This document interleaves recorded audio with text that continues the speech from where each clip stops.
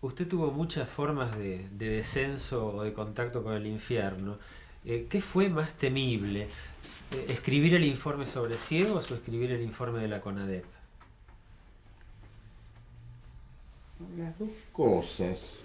El informe sobre ciego yo lo he escrito como si me lo dictaran. Yo creo mucho en la fuerza del inconsciente. El arte, si es verdadero, tiene sus raíces en el inconsciente. Después se elaboran muchas cosas, pero el núcleo fundamental de una obra de arte es el inconsciente. No lo digo yo, lo han dicho desde grandes filósofos de la antigüedad griega, pasando por Schelling, los románticos alemanes, y terminando por Freud y Jung, que descienden, dicho sea paso, de los románticos alemanes, de los filósofos románticos. Sale del inconsciente, y el inconsciente es tenebroso. El informe sobre ciego es tenebroso y es terrible. Yo no lo sabía, a medida que lo iba escribiendo iba saliendo todo y se iba revelando. El arte es una revelación, es el destapar algo que estaba tapado. La famosa aletheia, esa palabra pretenciosa griega que usa Heidegger, es eso, destapar lo que estaba tapado. El arte en ese sentido es temible y al mismo tiempo es útil porque es temible, porque es la verdad. El inconsciente es la gran verdad y no se puede reprimir eso sin graves trastornos espirituales y psicológicos para la humanidad. Por eso los sueños son salvadores, como dije antes. Y la obra de arte, en la medida que participa del inconsciente, como el sueño, también es salvadora. Las tragedias griegas eran terribles. En una tragedia de Eurípides prácticamente se despedaza un hombre, se hace como se despedaza alguien en el escenario. Usted mira, ¿qué utilidad tiene? Ah, muchísima. Ya he dicho, yo mismo soy violento. Todos tenemos violencia dentro. Tenemos instintos de muerte como instintos de solidaridad. No seamos hipócritas. Y el arte descarga. El artista descarga. El artista es alguien que sueña para la comunidad entera. Y tiene la misma ventaja liberadora del sueño. Los libera de ciertos instintos mortíferos, de ciertos instintos sádicos. Y cuanto más terribles son los sueños, más liberadores son. Ahora, Ernesto, usted dejó de escribir, ¿cómo hizo? No, no, espere que le termine, porque esto es Sí. una cosa fundamental para la esencia del arte. Sí. Porque me había preguntado sobre el informe sobre ciegos. Ah, No es que yo me enorgullezca de esas cosas. Nadie se enorgullece demasiado de lo que le pasa en el inconsciente. Lo que pasa es que eso, si yo no lo hacía, si yo no hubiera hecho eso, y yo abandoné definitivamente la ciencia por eso, porque yo reventaba, yo escribía desde muchacho. Si yo no hubiera hecho eso, yo hubiera terminado muy mal, mucho peor de lo que estoy terminando. Ahora, de todas maneras, estoy acá en santo lugar y bueno, pero hubiera terminado, no sé, tal vez me hubiera subyugado el alcohol, las drogas, el suicidio, y sin tal vez. Es decir, yo me he liberado y en la medida en que yo me liberé, se ha liberado mucha gente en el mundo. En el mundo, no solamente acá, ¿no? Sino a través de traducciones. De pronto recibo una carta de Varsovia, de un tipo que me dice, me pasaba esto. Bueno, y gracias a tal cosa. Bueno, el arte es liberador. Yo intentaba hacer ese paralelismo para que Sí. no nos alejemos demasiado entre lo de los Por ciegos eso, y lo de la CONADE. ahora vuelvo a eso. Sí. Entonces, el informe sobre ciegos no es que a uno le produzca placer escribir eso. Eso sería demasiado Hay otras partes de la novela, de Héroes y Tumbas, que sí me producen placer. La investigación que hicimos nosotros con la CONADEP, y pronto vamos a terminar algo así como si fuéramos una especie de delincuentes por haber sacado a la luz una cosa tan horrenda, no fue un placer, fue un descenso al infierno, en el sentido clásico de la expresión. Yo me levantaba, le decía a mi mujer, ahora empieza la pesadilla. Era una especie de pesadilla al revés. No es que nosotros, primero no lo hice por mi voluntad, fuimos designados por el presidente un conjunto de personas conocidas en diferentes ámbitos. un cirujano como Favaloro, un escritor como yo, obispos de católicos, obispo protestante, un rabino, un ex miembro de la Suprema Corte como el doctor Colombres, bueno, es decir, gente, el doctor Klimovsky, decano de una facultad, Fernández Long es rector de la Universidad de Buenos Aires, es decir, gente, creo yo, importante del país, sin partipri. Pero claro, digo, es más, yo creo que son dos textos para la historia, tanto el informe sobre SIDA Bueno, pero como el informe de la CONADEP, ¿no? bueno, Digo, está no. bien, pero quiero decirle, fue hecho primero porque se habían cometido errores, no se puede negar eso, tenemos 52.000 páginas de testimonios, no de opiniones, el día tal, a tal hora, tal cosa. Solamente pueden sentirse ofendidos, ¿y por qué sentirse ofendidos si es la verdad? Los que cometieron torturas abominables. Según nosotros, en las 3/4 sobre seres absolutamente inocentes, incluso adolescentes. Y en cuanto a los culpables de los abominables crímenes que produjo el terrorismo, cosas que también tenemos que decir, debían haber sido juzgados por tribunales públicos, como se hizo en Italia cuando se terminó con las Brigadas Rojas. Claro. Y no en lugares lóbregos, sin defensa posible, bajo torturas de las más espantosas y finalmente con asesinatos. Finalmente, en nuestro informe hay alrededor de 700 o 800 acusados. ¿Por qué se sienten acusadas las Fuerzas Armadas? La inmensa mayoría no es culpable de eso, al contrario, se benefician al hacerse público que solamente una ínfima minoría participó en eso. No solamente militares, participaron civiles. Bueno, entonces era necesario y era la justicia, no puede haber una comunidad sin justicia. Eso es una cosa que existe desde que existen las comunidades civilizadas. Se necesita una ley, porque si no todos somos violentos y no podemos hacer justicia por nuestra cuenta. Se necesita una ley, se necesita un poder que dicte la ley, un poder judicial que la aplique, y el poder ejecutivo que es una especie de administrador. Es un gran invento. Las democracias son grises, falibles, todas, en todo el mundo. En todo el mundo son corrompibles, todos los regímenes son corrompibles. El poder corrompe, pero el poder absoluto, como decía Lord Acton, corrompe absolutamente. De todos los poderes corruptibles, los más temibles son las dictaduras. Entonces, aceptemos la democracia como es. Es falible, es gris. Hay gente que se corrompe en todas partes, no solamente acá, en todos los gobiernos. En Inglaterra, mire la corrupción en Japón, mire la corrupción del príncipe Bernardo, que sin embargo sigue reinando como un caballero. Mire las corrupciones que ha habido en Estados Unidos, que las vemos todos los días en la televisión. ¿Y usted finalmente recompuso su relación con aquellos ciegos que se enojaron por el informe? Yo nunca he tenido mala relación con los ciegos, yo tuve un gran amigo ciego. El ciego de mis novelas no es el ciego literal. ¿Quién va a creer en su sano juicio que los ciegos de Buenos Aires viven en las cloacas? O sea, es una fantasía delirante del inconsciente, es como una pesadilla. Ningún ciego inteligente y que sepa lo que es la literatura puede enojarse por eso. Eso es un testimonio del inconsciente. Todos, si fuéramos a contar todos los días los sueños que tenemos, los más horribles, y no quedaría nadie honroso. Todos somos bastante honorables, relativamente honorables en la vida cotidiana, pero de noche. Y Ernesto, ¿usted qué hizo con sus sueños desde que dejó de escribir? Bueno, en general me curé bastante. No tengo ya los sueños terribles que tenía cuando era muchacho. Me curé de muchas cosas. Me ha salido infinitamente más barato que si hubiera ido a un psicoanalista y seguramente más eficaz. Por eso yo les recomiendo a todo el mundo que escriba. Todo el mundo tiene algo de lo cual. Y si no, le queda el recurso nocturno de sus sueños. ¿Quién le prohíbe a ningún ciudadano tener sueños? ¿Todos pueden escribir? ¿Por qué no recomienda? ¿Cómo se hace para que todos puedan escribir?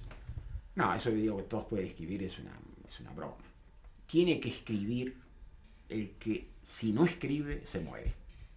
Cuando viene un chico con papeles, antes yo recibía mucho a los chicos, ahora ya no tengo tiempo. La primera cosa que le preguntaba, si no escribís, antes de leerlo, si no escribís, tu vida va a ser terrible, podés morirte. Si el chico me dice, sí, señor Sábato, puedo morir, digo, escribí, no voy a leerlo, seguí escribiendo, algo vas a hacer. Si me dice, no, digo, no. Claro, es como un test imprescindible ese, ¿no? Está Entonces bien. no vale la pena. Ahora, si querés vivir de los libros, como esos bestsellers norteamericanos que los hacen con marketing y con equipos, bueno, es una manera de vivir como otras, no tan honrada como la de un plomero, porque es una especie de perversión, pero en fin, que lo haga. Pero no tengo muy claro una cosa. Usted, si no hubiera escrito, seguramente ya lo dijo, hubiera enloquecido, Me hubiera ido no muy sé qué mal. hubiera pasado. Usted dejó de escribir. No, ya... pero dejé de escribir porque no puedo escribir. Yo no puedo ni leer, ni escribir. Es decir, puedo leer un fragmentito. En el año 79, hace 10 años, me detectaron un gravísimo mal en la vista. ¿Cuál? Bueno, tuve primero el derrumbe del humor vítreo, que es irreversible, con lo cual la retina queda un poco al descubierto. Y luego lesiones en las retinas, y es muy peligroso. Y además que no puedo porque tengo unos dolores espantosos en cuanto leo una media página. ¿Y no será como una maldición de los ciegos? Sí, me lo han dicho algunos, pero sería una maldición injusta. Yo tengo la certeza que algunos o muchos lo han hecho, pero es injusto. Eso es una de las injusticias que un hombre público puede recibir. Y entonces volví a la pintura, que era la otra pasión de mi adolescencia, porque el tamaño del cuadro me permite lo que no me permite la letra, chiquitita. ¿Nunca se le ocurrió dictar? ¿No probó? No sirvo para dictar. No sirvo. Pero es No. una buena idea, ¿no? No, se puede dictar, no sé, alguna pequeña cosa, pero no una novela. No se puede. No, Borges no escribió novela. Pero No, dictaba. él memorizaba sus poemas, Y después- tenía una memoria portentosa Borges además. Cuando yo era amigo de él, antes de aquel acontecimiento que nos separó del político, en el año 36, con esa denuncia de las torturas. Bueno, teníamos una relación muy estrecha, yo era un muchacho, él era un hombre grande, discrepábamos en política, pero literariamente era una relación, linda relación. Y él tenía una memoria portentosa que yo envidiaba. Y él construía sus poemas mentalmente y los iba organizando y hasta corrigiendo mentalmente. Después dictaba a personas amigas. Y a veces también relatos cortos, hacía también así. Si usted pudiera hoy, si la vista le diera, ¿no es cierto?, reescribir alguno de sus libros, ¿cuál elegiría y en qué terminaría ese libro? El peligro es que terminaría por destruirlos. Yo he destruido las 3/4 partes, por dar una cifra, ¿no?, de todo lo que he escrito. ¿Porque no le gustaba? Siempre he sido muy descontento con lo que hacía y sigo siendo así. También he tirado a la terraza para la lluvia, el sol, la mitad de los cuadros que he pintado. Y Héroes y Tumbas también estuvo a punto de ser quemado, porque los quemaba yo. Porque Matilde se enfermó y por cariño a Matilde lo publiqué. Si yo volviera a revisar todos esos libros y demás, no sé si a lo mejor no quemo todo. Ernesto, y usted encargó cantidad de actividades en su vida. ¿Cuál piensa que es aquella que lo va a definir? ¿Va a trascender como escritor, como ensayista, como pensador, como analista de la No, yo realidad? no soy un pensador. ¿Cómo qué? No. Yo he hecho escribir ensayos que además son muy emotivos casi siempre. Predomina el patetismo generalmente. Yo soy una persona de instinto fundamentalmente. No hay que equivocarse. Si algo va a perdurar, nunca se sabe. Pero si algo perdura va a ser aquello que ha nacido de mi imaginación y de mi instinto, de mi inconsciente. O sea, la literatura. La literatura y la pintura. Si algo perdura, ¿no? A lo mejor yo lo llevo todo el tiempo. ¿Y todavía quiere que lo entierren en la parte final en el paredón posterior del cementerio de Rojas? Sí, yo tenía esa decisión tomada, pero todos estaban en desacuerdo, pues muy lejos por decirlo así, qué sé yo, a uno le gustaría, supongo, hay que emplear fatalmente el potencial, porque es ridículo, le gustaría que de vez en cuando un amigo, o un hijo, o un nieto, venga, se quede un rato sentado al lado de la tumba y hasta para hacer bromas recordando. A mí me sucede con mis hermanos muertos que los recordamos riéndonos como locos de sus recurrencias. Es también una cosa linda. Pero sentir cerca gente. Y eso está lejos, y mis hijos mismos me dijeron, eso es demasiado lejos. No sé. Yo querría que me enterrasen acá. Pero hay una disposición que yo no conozco que prohíbe a la gente tener su propia tumba cerca, ¿no?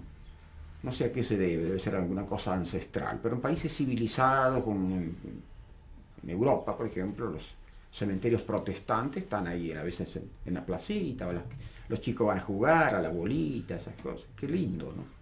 ¿Usted piensa seguido en eso? ¿Dónde me gustaría estar enterrado? Sí, me gustaría que me fueran a ver. No, me gustaría en primer lugar estar en la tierra. No quiero cosas de cemento armado. Y tampoco ser cremado. No, de ninguna manera. Los nietos son 6. 6 nietos. Y ellos, digo, sin pensar en la muerte, porque eso, ¿para qué? Pero digo, cuando vienen a verlo, ¿de qué hablan? Hablábamos de cosas, de chico, sobre todo Matilde les contaba cuentos, inventa muchos cuentos, yo también les contaba cuentos. Me divertían mucho las nenas, son 4. Las chicas son mucho más divertidas que los varones, ¿no? ¿Alguno escribe? No sé, ojalá no. Ojalá no. No quiero que tengan un destino tan duro. Ya dije que antes era una condena esa. También dijo una vez, ayer leía, que un escritor es una persona llena de privilegios. Yo no sé hoy si los escritores están llenos de privilegios. No sé con qué contexto habrá dicho esa frase. No quiero, a lo mejor ha sido interpretada como diciendo que es un privilegiado en el mal sentido. No, lo que yo he dicho, y lo he repetido muchas veces, a propósito precisamente de algo vinculado con lo que antes hablábamos de la justicia y de los crímenes, de los crímenes políticos, que un escritor tiene deberes, tiene muchos privilegios un escritor, si es conocido, muchísimos privilegios, pero también y por lo tanto tiene muchos deberes. Los privilegios. Si en la guerra un soldado huye y yo soy oficial, yo le vuelvo la cabeza en otra dirección, porque me daría mucha pena hacerlo fusilar. Pero si un oficial huye, yo creo que él tiene incluso hay el deber de fusilarlo. Es decir, en la sociedad hay gente que tiene grandes privilegios y por lo tanto tiene grandes deberes. Y cuando aquí sufría buena parte del país, un hombre privilegiado tenía el deber de tomar parte por esas injusticias. Entonces, Ernesto, a esa gente que dice que el compromiso del escritor es con la escritura solamente, ¿usted no está de acuerdo con eso? El compromiso es total. El compromiso es total. En general, el hombre encerrado en su torre de marfil incluso puede llegar a ser una obra importante. Pero no me gusta como persona. No me gusta nadie que se quede tranquilo escribiendo un soneto si yo sé que en la pieza, en la casa vecina están torturando a un chico. No me gusta nada eso. ¿Qué quiere que les diga? Me parece que como final. Gracias. Buenas noches, gracias. Bueno, gracias a ustedes, muchachos. A ustedes y a todos ellos. Que se han quedado bien calladitos. No sé si ha ocurrido. Si hablábamos todos, le digo que hubiera sido.